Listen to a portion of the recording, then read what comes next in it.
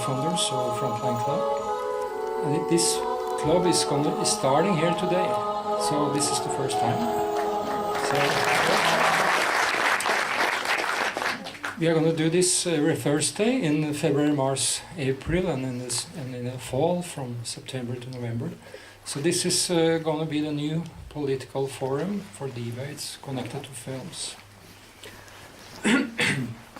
We have established a group of 25 people from different organizations, political research organizations and humanitarian aid organizations in Norway, and 10 very prominent persons from Norway. And this forum is always going to be in English and always having international guests. The topics are always outside Norway. So, the topic is very typical from the conflict zones and from misuse of power and also governmental power around. That could be also United States. It's not only in the third world. The topic today is Ethiopia. Next week is Sudan. Then follows Afghanistan, a topic on boat refugees, child soldiering, and Iran. A practical thing, please turn off your mobile phones in here. I know Ethiopians are already using mobile phones a lot, but please respect the panel. And we are going to film this all Frontline Clubs, so you're not allowed to film this. This will be on the website frontlineclub.no. And in today's panel, Marius van der Veer from New Frontier, he will be the moderator. And I think it's very interesting that today with the guest Abdullahi Hussein, which was actually an advisor for the president, that you have smuggled out, secret material. It's very interesting to get that out and see what that is, that kind of misuse of power, which is about arrest, torture, murder, extortion, and rape. So this is about a president dictatorship using this to hurt the opposition. And I think Marius and you should just come up and you're going to present the panel. So please just enter. Okay. You want to say something first? Okay, yeah. Go. Thanks. Now we'll start off with presentations from all of them. My name is Marius van der Veer. I'm the organizer of New Frontiers and will moderate, as Truls says. It's about outside Norway, but it's also very much about inside Norway. And I'm very happy to see a lot of Ethiopians today and a lot of Norwegians in the same place. New Frontiers is a series of public meetings based on the old idea of the Open Academy, which is an egalitarian discussion in an open setting. So in New Frontiers there is a focus on the generic aspect of a meeting between people, the potentialities of the encounter itself, ways to link the conversation to already existing practices, and the generation of new actions and ideas. We also have to thank Frontline Club for being able to be here today, and Norsk Kulturfond and Fritt Ord that sponsors New Frontiers. We're very happy and we're thrilled to have Abdullahi Hussein here, who was the president's advisor in Ogaden province in Ethiopia and the head of the TV channel Chakera News. You already introduced a bit of it, but now from exile in Sweden, he's taking the material to the International Criminal Court in Hague. And part of the material that he is going to show today is going to be shown in NRK, but I was not able to get the time yet, so follow NRK there. We will publish it on the website when it will be shown. And it is following him and the Swedish journalist Persson and Shivi that was in prison in Ethiopia for 15 months. Ubangmeto is the other one from Ethiopia. He's a human rights activist who has been tirelessly advocated for human rights, justice, freedom and environment, enhanced accountability in politics, and peace in Africa for over 10 years. He has briefed leaders and officials at United Nations, the European Parliament, the US Department of State, the US Senate, the US House of Representatives, the World Bank, and the Council of Foreign Relations, among many others. He is currently the leader of Solidarity Movement for a New Ethiopia, working from also exile in Canada. The third person out is Johan Helland. He is a social anthropologist with extensive experience from developmental research, consultancy and administrative work in Eastern and Northern Eastern Africa.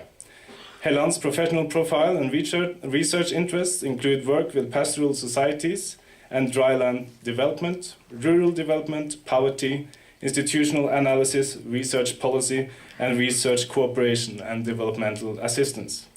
Helland has also been the team leader on consultancy teams with international participation, and is now working at the Christian Michelsen's Institute in Bergen, which has a cooperation of academic exchange with the University of Addis Ababa.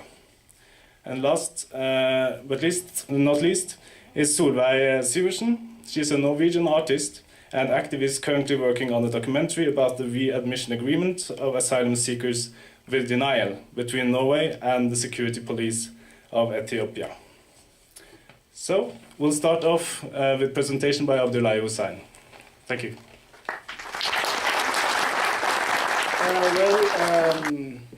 My name is Abdullah Hussein. I would like to thank Marius and Solveig inviting me to this meeting today so that I can share my experience with you. I came out of the country in 2012, and I have been since then in Sweden. I was working with the regime in Ethiopia for 3 years.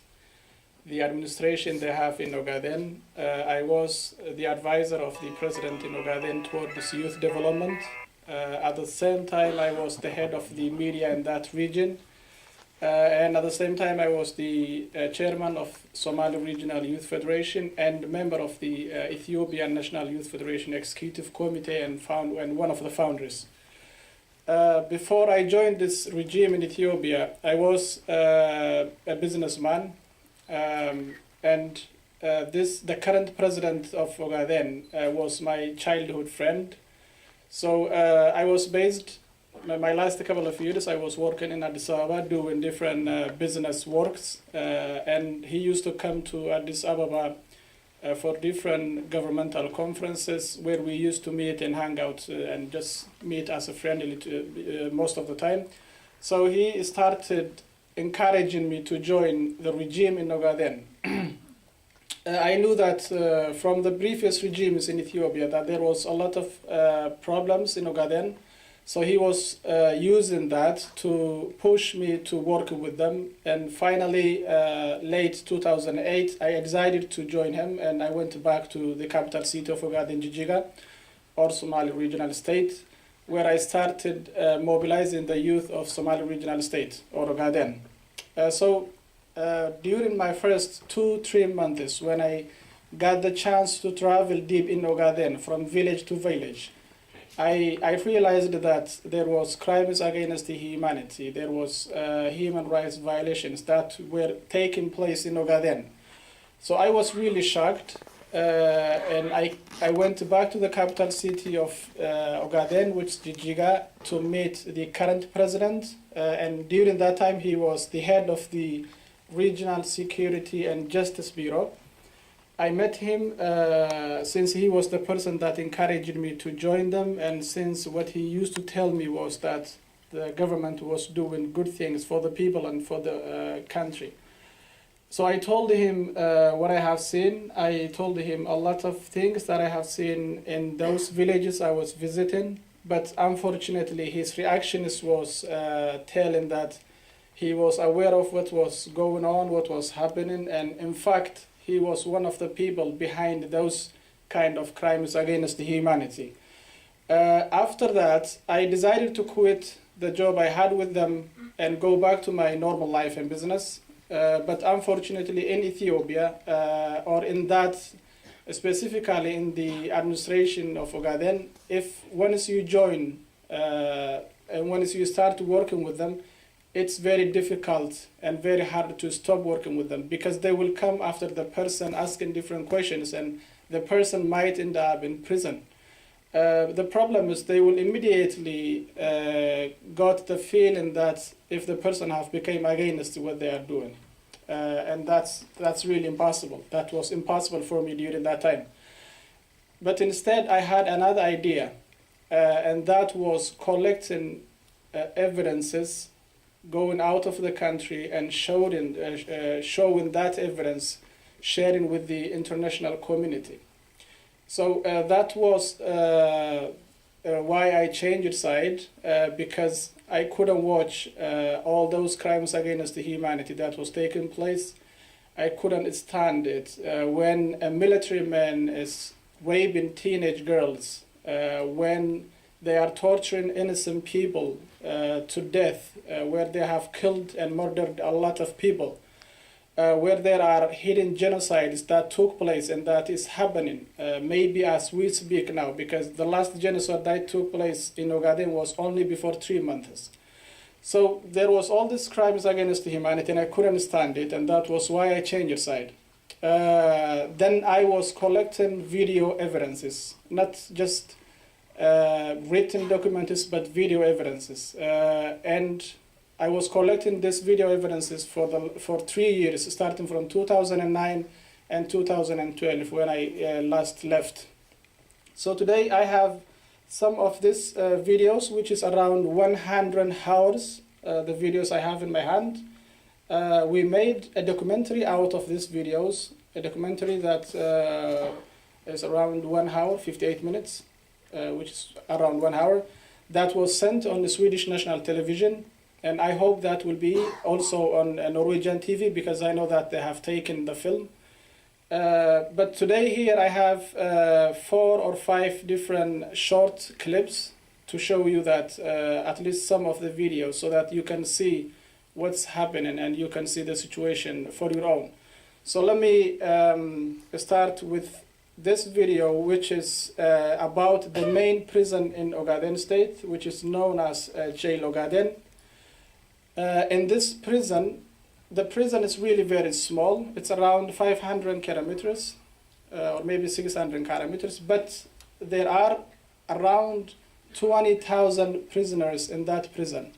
And you can imagine how tight the situation is in that prison. But let's just take a look at this video and then I will explain.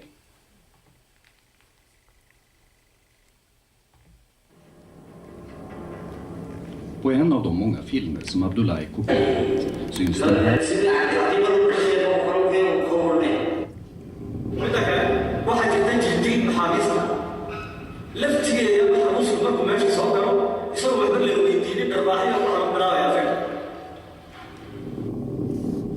Men syftet med mötet är inte vad deltagarna tror.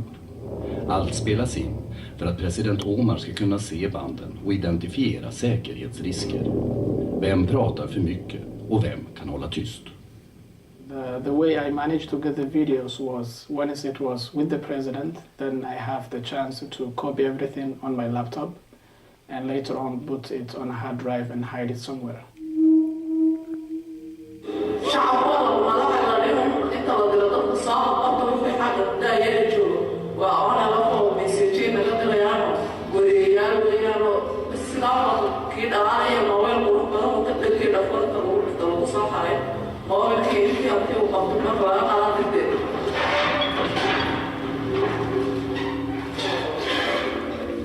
These prisoners are innocent people of the Ogaden region. They just arrest anyone they want to take money from. Maybe they have some other reason. And sometimes what they do is they just open the gate of the prison and they arrest every visitor.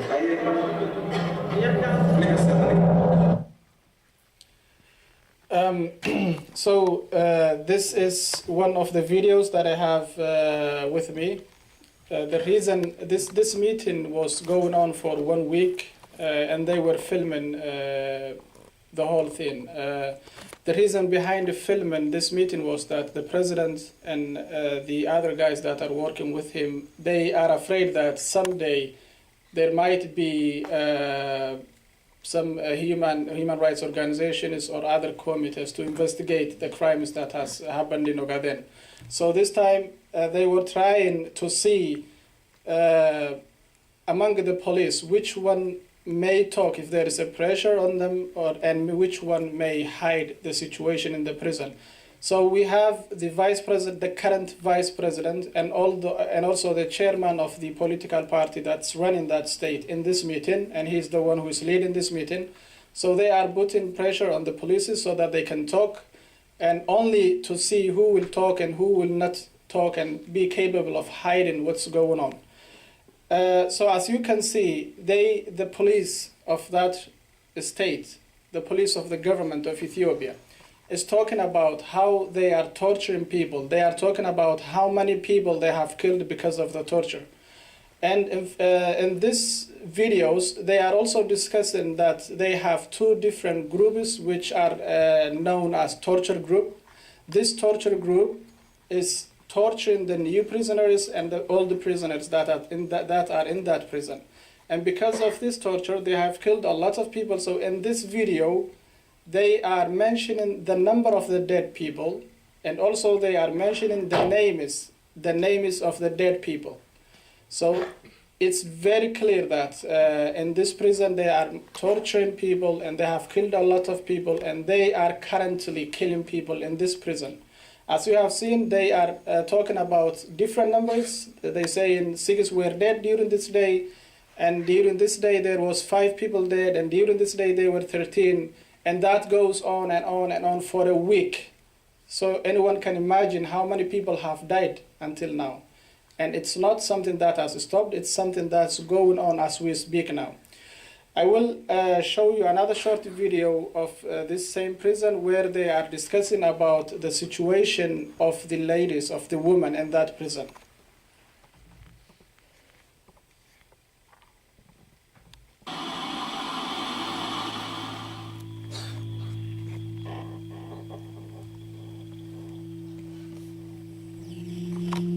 maxaabiistii saaka laga sii daayay xabsiga dhexe ee dowladda deegaanka Soomaalida ayaa waxay dhammaantood ka tirsanaayeen ururkii ONLF. haddaba 402 maxbuus ayaa waxaa sii dayntoodani timid kadib markii uu cafis u fidiyay madaxweynaha dowladda deegaanka Soomaalida mudane Cabdi Maxamuud Cumar.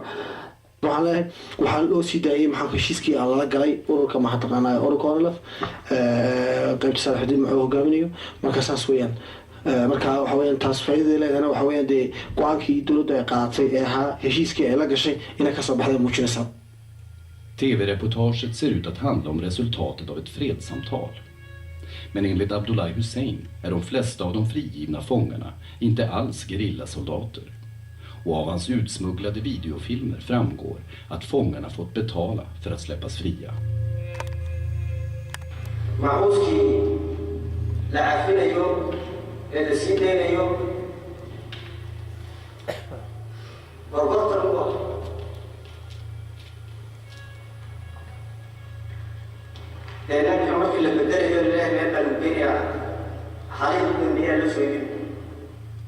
Värst är situationen för kvinnorna. De betalar inte bara pengar för att släppas fria. De får betala med sina kroppar.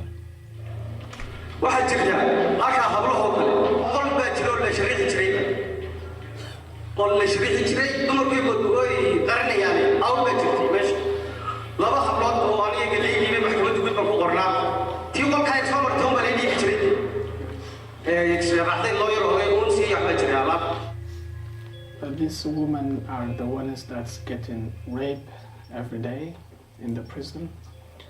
Some of them are pregnant, some of them have children, and from the files you can see some of the police saying that some of these children belongs to the commissioner, Mr. Abdibadi.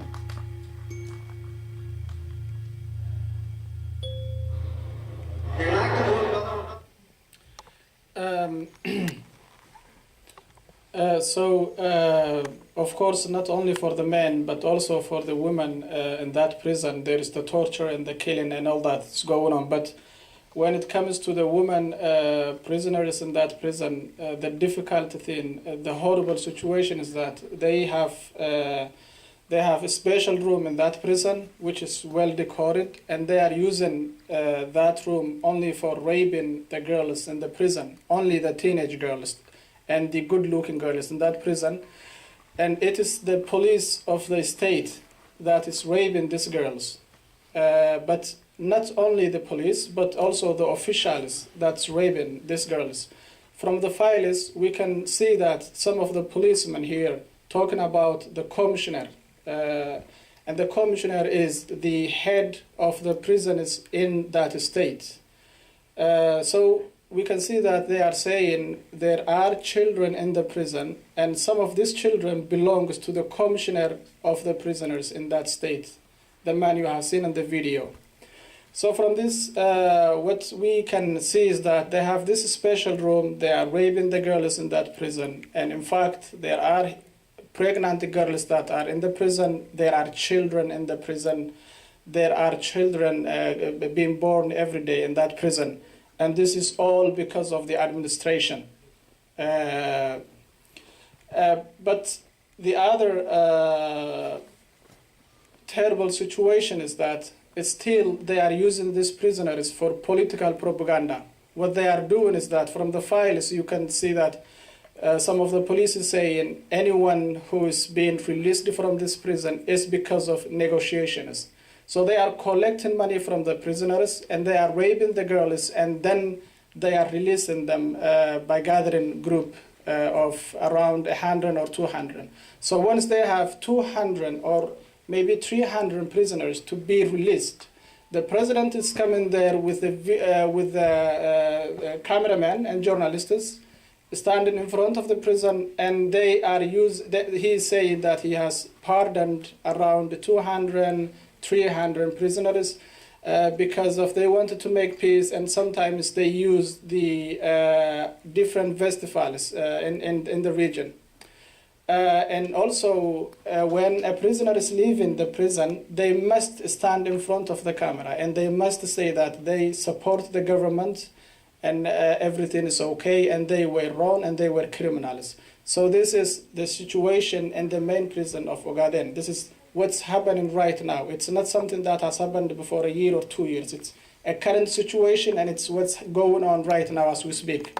So this is just one of the videos that I smuggle out. I also smuggle out a lot of other different videos. Among them, I will show you one video that shows a hidden genocide that took place in one of the villages. There was a time I was traveling together with the president from village to village, and we met the people of this village, called it Galalshe, where there was a hidden genocide. And as some of you may know, the problem in Ethiopia and the problem in that region is that the people are afraid of the government. So whenever there is a governmental meeting, whenever they are meeting someone from the government, all they have to say is that they support the government, they love the government, and everything is good. But during this time in this village, there was an old man who couldn't take it, who was speaking from his heart. So I will show you what that old man was saying.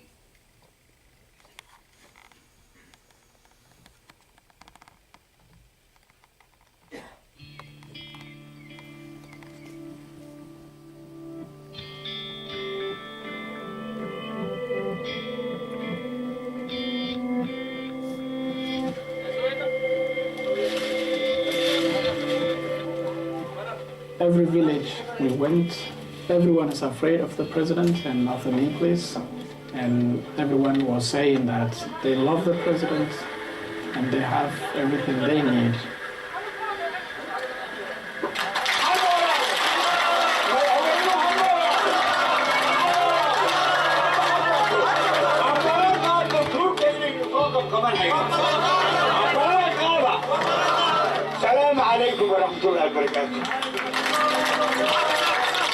The president is sort of fan of making film propagandas.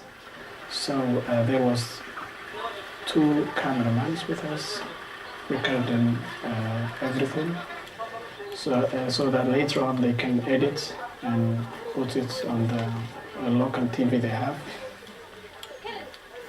But there was this older man who couldn't take it. We couldn't just keep quiet. jidka 94 ku qoray oo Korea intoonba meel dhignay waad soo marteen.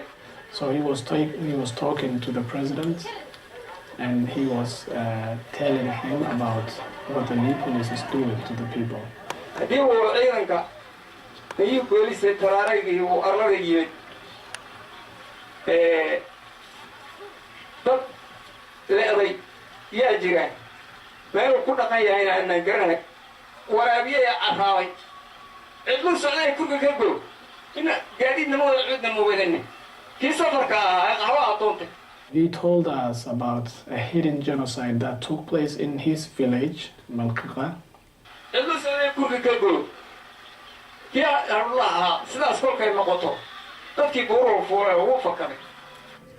One of the drivers of the president was with the Liu police during that time. He was driving one of the Liu police vehicles, and he was the one who told me.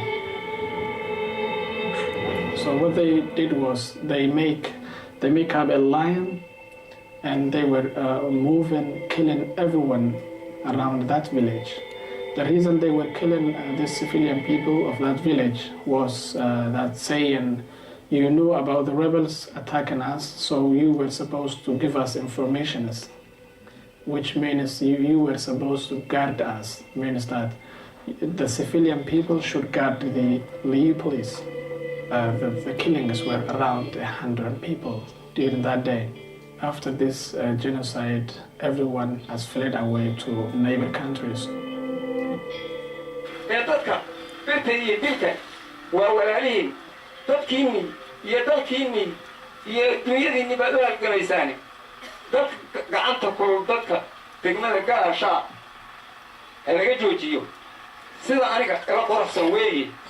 Soon after the camera was off and after the meeting was done, he ordered the Liu police to arrest the old man, and they arrested him. But after they arrested him, I don't know where they took him, but they took him in custody.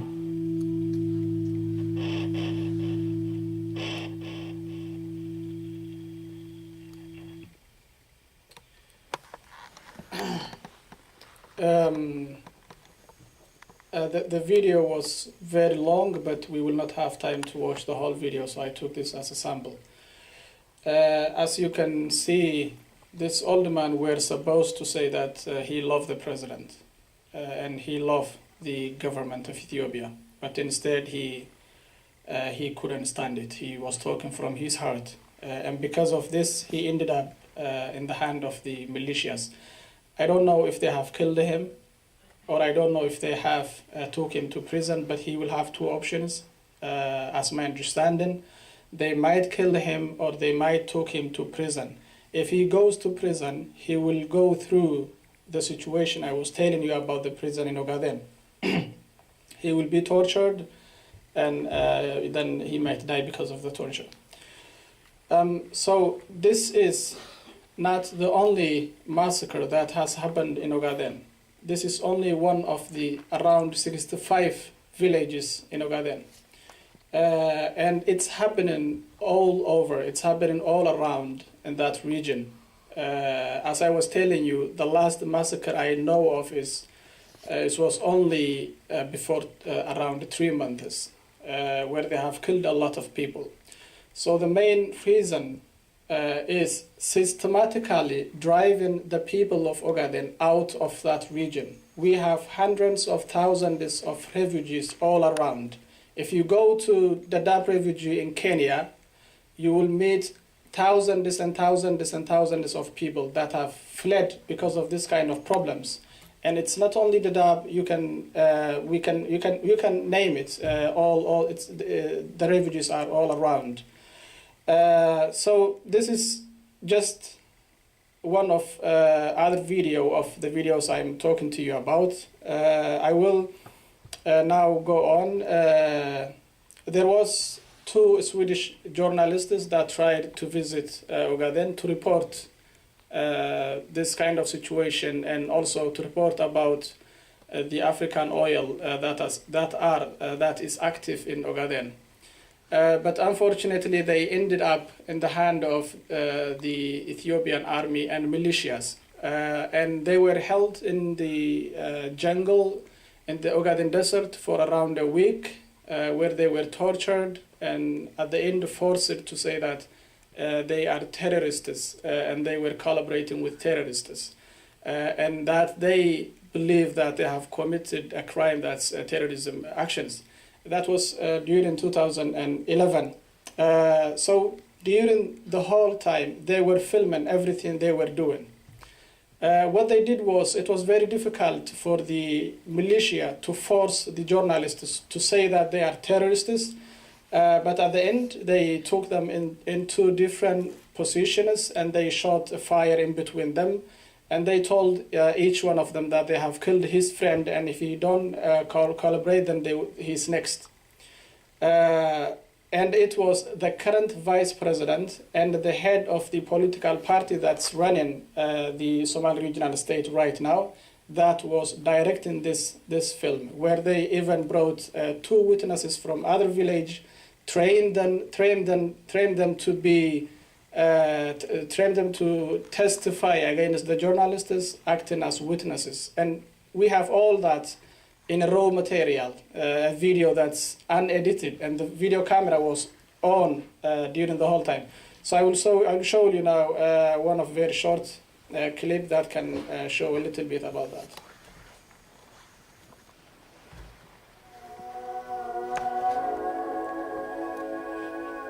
Vicepresidenten Abdullahi Berar lurar oss igen och säger upp i lastbilarna, nu ska vi flyga iväg, nu får ni flyga till sjukhus och nu är vi klara med er. Men plötsligt då så stannar han bilarna, vi sitter i varsin bil, jag och Johan. Och jag ser hur Johan leds iväg ett håll med soldater bakom sig. Märker att jag bakom mig har 4-5 etiopiska soldater som höjer sina kalasjnikovs. Och han säger liksom walk. Och då ringer i huvudet liksom att är det här det tar slut liksom. Han tvingar mig att gå, säger att det här är din sista chans. Om du inte samarbetar nu så skjuter vi dig och skyller på rebellerna. Jag fortsätter gå. Jag hör soldaterna bakom mig mantlar, osäkrar. Och han säger stanna, jag vänder mig om. Och soldaten höjer sitt vapen och så skjuter han. Och när skottet går av så tänker jag liksom shit, han sköt. Han sköt. Så jag reflexmässigt rasar ner på sanden och försöker liksom, är jag kropp, är jag människa, lever jag? Och när jag inser att han sköt i busken bredvid mig så kommer filmkameran upp. Abdullahi Berar säger till mig att resa mig och sen så ta ett nytt förhör vid. So they were armed, yeah? Yes, they were armed. So tell us about, how the thing has happened. How the thing has happened. At the clash. Yeah, at the crash, yeah. Där någonstans så knäcker de en.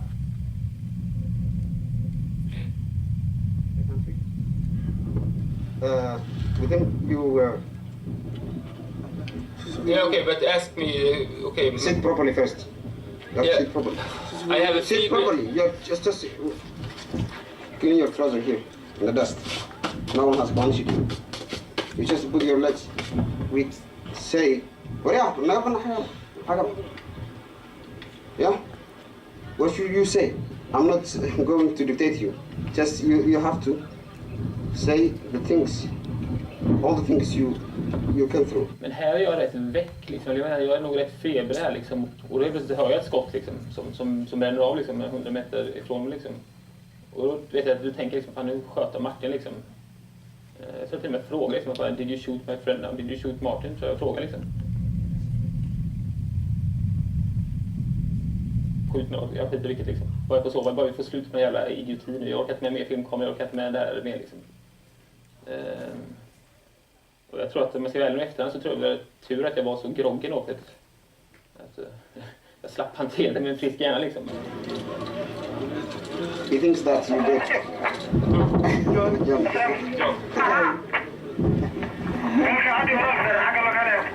You'll be happy to see me then.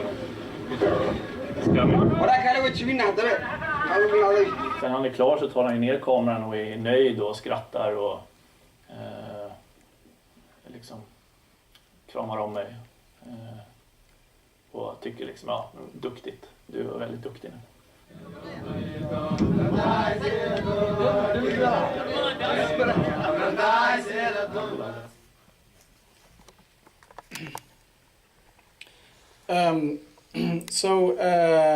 Well, you can see it. You can see it for your own.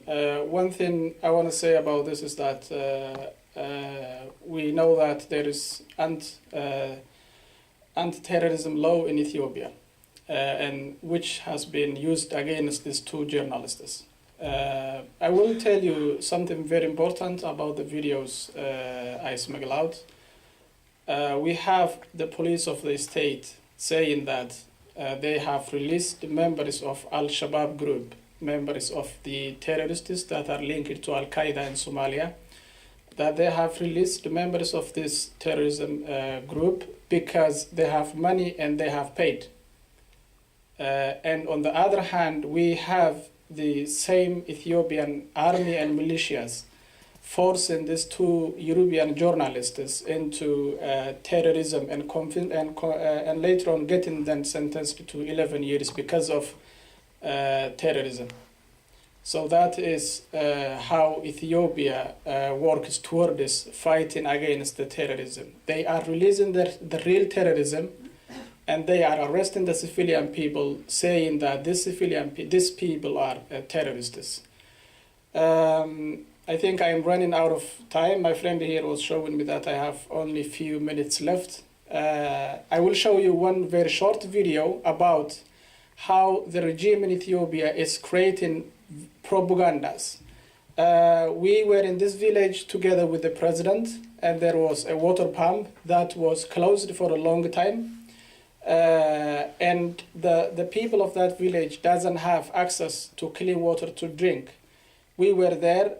He was supposed to help the people with clean water to drink, but instead he was using these innocent people for propaganda. So what he did was he brought a mechanic, an engineer, and then they opened up the water machine and they ran the water for a day.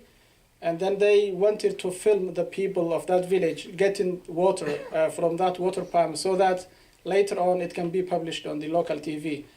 But suddenly there is a girl just like the old man who couldn't take this whole propaganda.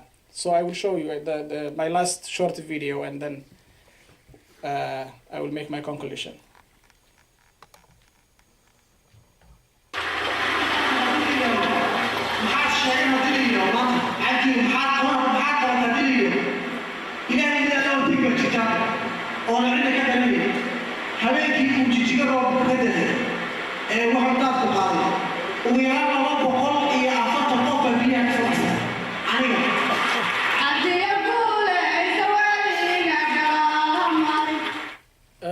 Excuse me, just so that I must explain about this intro of this short video.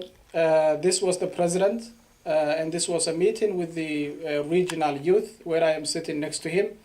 As you saw, he was talking about a flood that was in Njijiga, and he is saying that he have saved 240 people all alone by. So this is the kind of leaders we have. I'm sorry, I just have to explain that.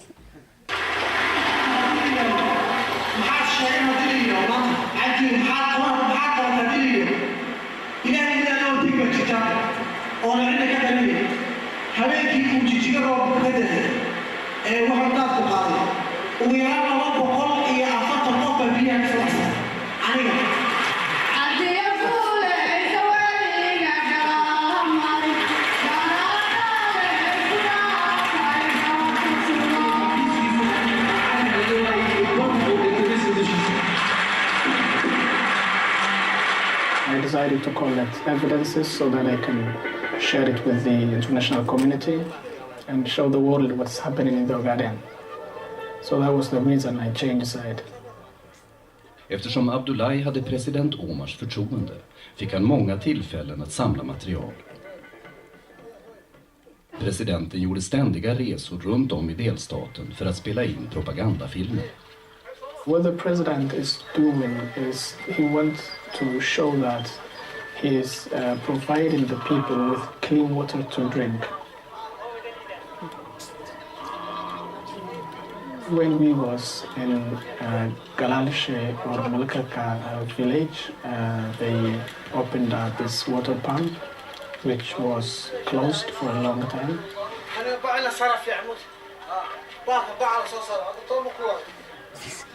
They want the people getting the water in the camera so that they can use it later on for the propaganda.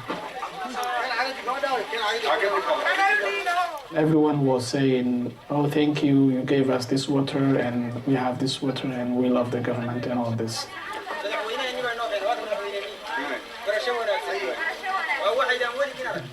But there was this lady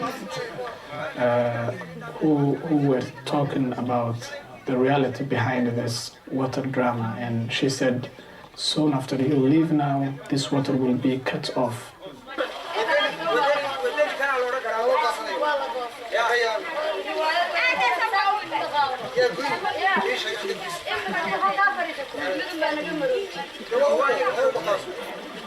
He was trying to force her to say thank you.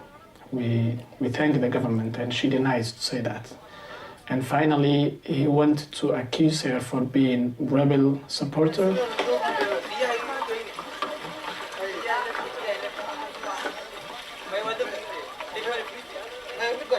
At the beginning, she's not afraid. Maybe she's not aware of what they could do to her. Or maybe the whole thing looks so funny, so she just couldn't keep quiet.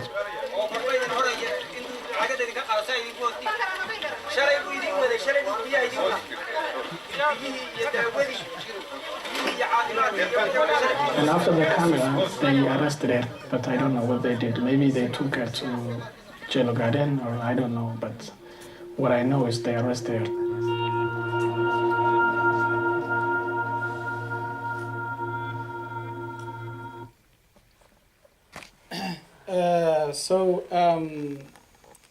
One of the other thing in this video is that we have this short man in this scene that's saying that this is the president, this is your president. He brought medicine and the water yesterday.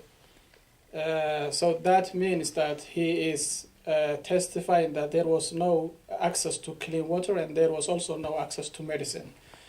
And at the same time, the president took this because he wanted to film when the people are getting access to medicine and clean water to drink. And so this shows how the regime in Ethiopia is creating propagandas. And I would like to say that the regime in Ethiopia is perfect when it comes on two things. The first thing is hiding the real situation on the ground in the country. Because they have banned the media, international journalists are not welcome, human rights organizations are not welcome, and any independent person is not welcome in Ethiopia. So because of this, it became very difficult to see the current situation and what's happening. But the second thing, which is very important, which they are really, really perfect on, is convincing people. For example, if you take me as an example, I was living in the capital city of Ethiopia when the president came, approached me and encouraged me, and to the extent convinced me to join them and work with them. So you can understand how smart they are when it comes to convincing the Western countries and people from outside Ethiopia. But this is the reality. And this was a good chance for getting out this kind of evidences so that those people who were being convinced, who were being cheated by the Ethiopian leaders could see what's happening and what the real situation in Ethiopia is. Now, being in Norway, I would like to say that the government of Norway, of course, has signed some kind of agreement with the intelligence of Ethiopia. So I want to say that the intelligence of Ethiopia is the ones that are committing this kind of crimes against humanity. We have video evidences. It's not just that as if I am just against the government or something else, but we have video evidences, and video evidences don't lie. Anyone can take a look, anyone can watch, and anyone can give their comments. So Norwegian government has signed some kind of agreement with the intelligence security of Ethiopia, which is the same people that are raping teenage girls, same people that are torturing innocent people, same people that are killing and have murdered a lot of people in a lot of different places and in a lot of different times. Same people that are committing hidden genocides. So I would really like the people of Norway to see that and to understand the kind of agreement their government have with this kind of regime in Ethiopia. Thank you very much. I will be open for all questions.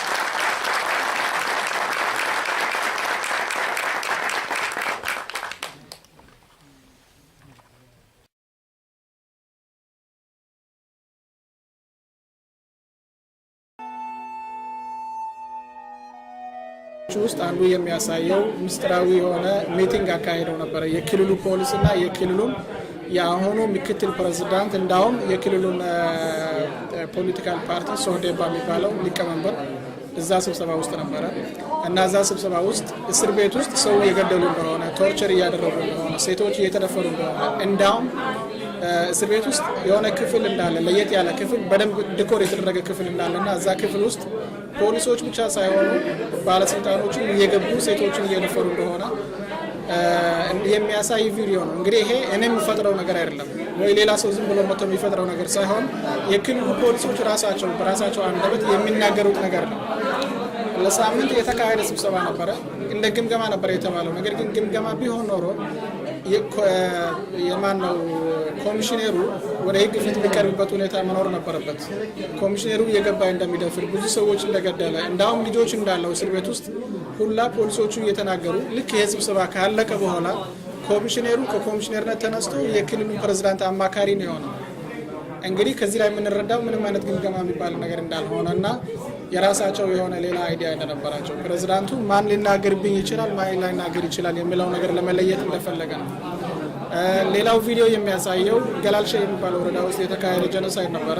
ስለዛ ነው የሚያሳየው። ከፕሬዝዳንቱ ጋር ገላልሼ ሄደን ነበርና የገላልሼ ሰዎች ጋር ስብሰባ አካሄደን ከዛ ውስጥ አንድ ሽማግሌ ስለተፈጸመው ነገር ሲናገሩ ነው የሚያሳየው። ከዛ ውጪ ሁለቱ የስዊዲሽ ጋዜጠኞች ምን ደረሰባቸው እንዴት ሆነው እንደነበር ምን አይነት ቪዲዮ ተሰርቶባቸው እንደነበረና እንዴት አርገው ነገርየውን ሰርተውት እንደነበረ ነው የሚያሳየው። የክልሉ ምክትል ፕሬዝዳንት ነበር ፊልሙን የሚመራው ፌክ የተሰራው ፊልም። ሌላ አዋሬ ከሚባል ወረዳ ሁለት ሰዎችን አምጥተው የኦብነግ አባል እንደነበሩና በጦርነቱ እንደተያዙ አድርገው ነው ምስክርነት እንዲሰጡ ትሬን ተሰጥቷቸው ለምስክርነት ምስክር እንዲሆኑ ተነግሯቸው ፊልም ውስጥ የሰሩት። ነገር ግን ካሜራውን እንኳን ማጥፋት ካሜራውን እንኳን አጥፍተው የሚፈልጉት ነገር ለመስራት እንትን አላሉ።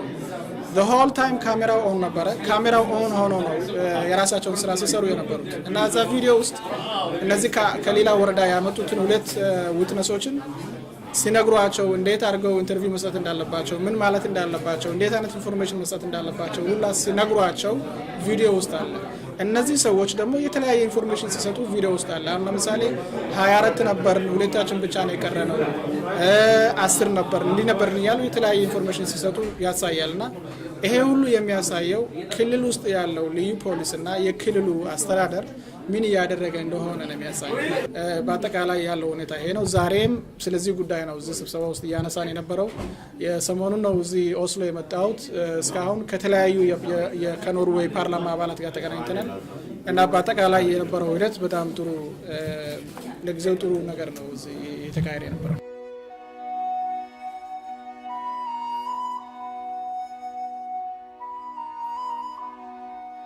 በጥሩ ሁኔታ ነው የተለወጠው። የሱዳን ውስጥ በስዊዲሽ ዎር ክራይምስ ኮሚሽን ክስ ጀምረናል። ይዤ የወጣሁትን ቪዲዮዎች በሙሉ እዛ ውስጥ አስረክቤያቸዋለሁ። ያንን ክስ ተቀብለውት ፋይሉን ተቀብለውት ኢንቨስቲጌት ለማድረግ ሁሉ ውሳኔ አስተላልፈዋልና ኢንቨስቲጌት እየተደረገ ነው። ያ በጣም ትልቅ ነገር ነው። ሌላ ደግሞ አይሲሲ ድረስ ለመሄድ ብዙ ስራዎችን እየሰራን ነው። ኢትዮጵያ እንግዲህ የአይሲሲ አግሪመንት ፈራሚ አይደለችም። ነገር ግን አሰን ኢንዲቪጁዋል መሄድ ይቻላል። ኦጋዴን ውስጥ ክራይም የፈጸሙ ሰዎች ፕሬዝዳንቱን አካቶ ምክትሉን ጨምሮ ሌሎች ሰዎች አሉ። እነዛ ክራይምስ አጌንስት ሂውማኒቲን የፈጸሙ ሰዎች ማለት ነው። እነሱንና ሌሎች እነሱን ሲተባበሩ የነበሩትን ሰዎች በተለያየ ሁኔታ እየከሰስናቸው ነው ያለነው። ጥረትም እያደረግን ያለ ነው አይሲሲ ድረስ ለማስገባት ብዙ ስራዎችንም በዚህ ሁኔታ እየሰራ ነው። የኢንተርናሽናል ኮሚኒቲ ሪአክሽን ስዊድን ውስጥ ትልቅ ነበረ። በጣም ደስ የሚል ጥሩ ነገር ነበረ። ኖርዌይ አሁን ነው የጀመርነው። ገና አሁን በዚህ ስብሰባ ውስጥ ነው እንዳያችሁት ስንናገር የነበረው።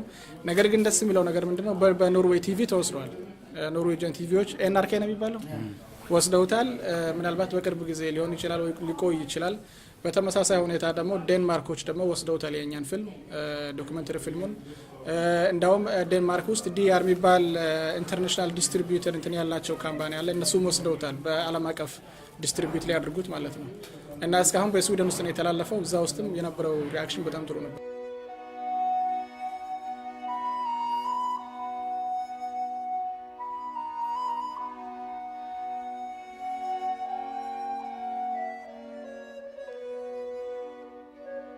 I think Norway needs a deeper political debate with real reflections connected to films and the documentary films that bring us down to these areas of conflict zones. And we need people coming from there, from around, from the third world, from different conflict zones, to come here and talk with us. We have a lot of good researchers in Norway that can be connected to the people involved in conflicts. So Frontline Club, Oslo, is actually a daughter or a kind of associate with the Frontline Club in London, who has been doing this for the last 10 years. So now it was time to start this in Norway. I think we will do this every Thursday in the Cinematheque here in Oslo and continue with a lot of different topics on Afghanistan, on refugees, and both refugees and Iran. There's a lot of conflict zones where we has to know more as Norwegians.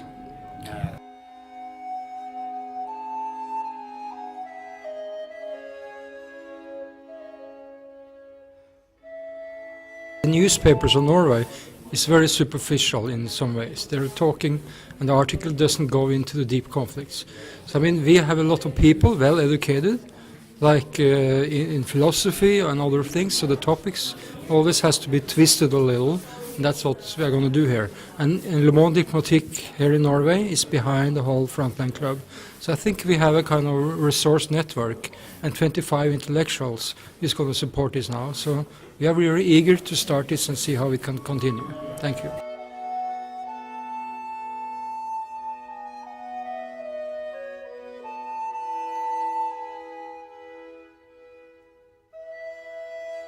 Yeah, thank you. I think that today debate is excellent. I think the reason being, most of the time people don't know about what's going on in Ethiopia. The Norwegian policymakers, they know, but the Norwegian citizens, they don't know. And so I think one of the things that which is I lack about today is even having someone who is really representing the government side in a way, as you could tell from the other gentleman, is really speaking in kind of saying the Ethiopian government is good and is saying that stability. And what really I like was to tell them that stability by what cost? Because now we can say that Ethiopia is, stable, but it's stable when things are bubbling.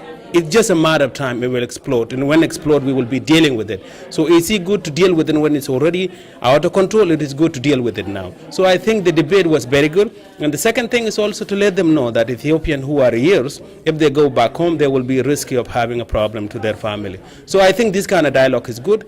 All the way I tell people that there's two things. Wayani, they do their homework and convincing some of the Western even to think like a TPLF.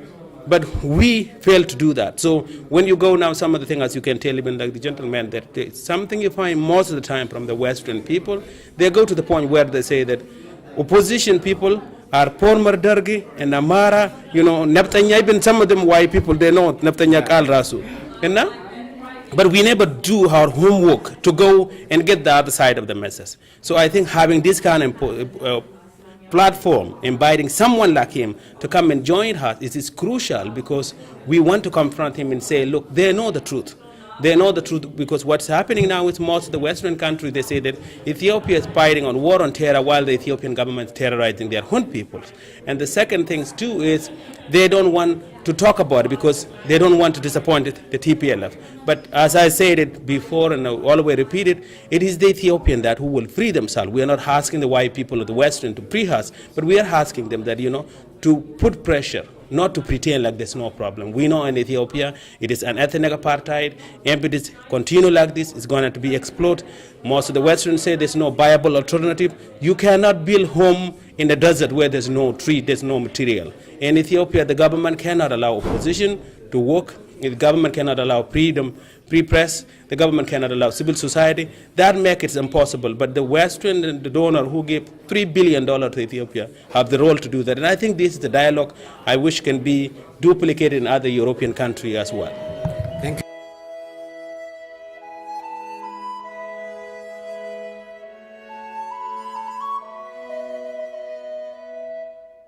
My name is Marius van der Veer. I'm organizing events that is called New Frontiers.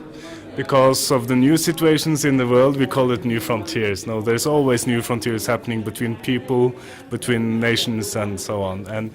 And this specific event, we had seen the documentary of Abdullahi Hussein and the Swedish journalist on Swedish television. And we know about Ubang Meto for a long time. And we thought it would be a very interesting situation to make them meet, because they represent different cultures, different political ideas and everything. But we thought with them to meet with the Ethiopian society in Oslo, it could be an interesting opportunity to bring people together. This is one thing. The other thing is the Norwegian unique return agreement with that they have made a contract with the NIS. We want to stop this.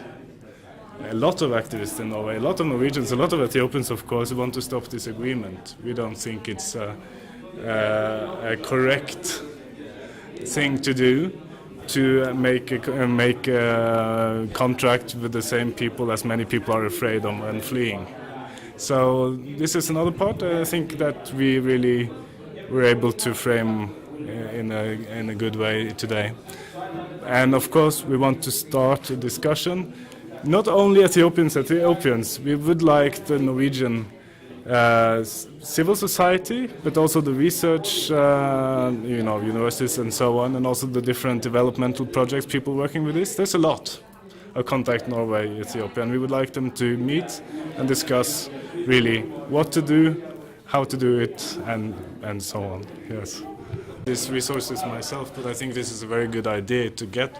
And to do it in Norway is a very good idea, because Norway has a close relationship to Ethiopia, as well as they have actually done a lot of interesting things too. So there's a lot of interest with Ethiopia, but on this kind of developmental research level and so on. I think to do more meetings here with international diaspora, but also with the human rights organizations and so on, is a very good way forward. I think it could, but something you could use Norway for, because we really have the possibility to do it here.